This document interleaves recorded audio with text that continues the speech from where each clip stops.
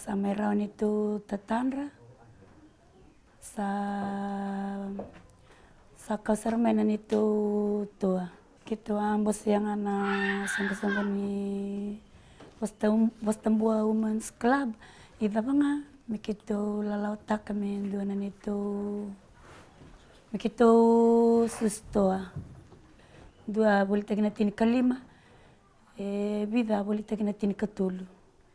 Kita rawat endo na ilabo binaka. Ye lebungana ilabo kita banga takatali mikito boleh tikina na kendra kakana na tua. Sasangan ko ini sustoa.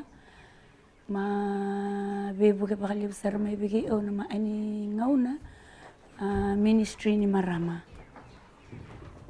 May oso ikabari bisnis nga henay karuan ni o susutoa sa usaring ka bahina nga ko leo ni songko ba maramay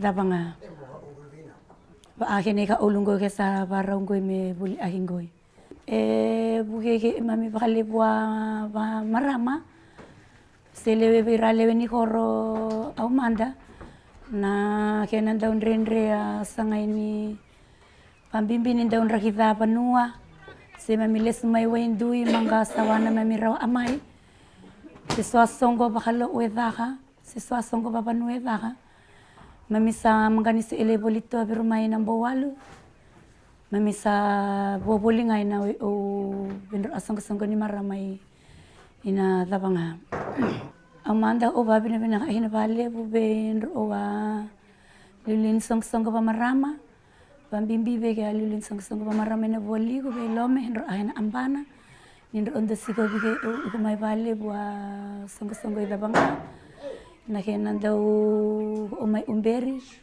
o wakabuli vi iko ina kena susungi iko atoa o babi na binakain na pero nga bendro leoni marama song-song ida banga ebe rayan dundua na daw suli iko andra ngauna na kena ngarabi iko na bakani iko atua ni besinga.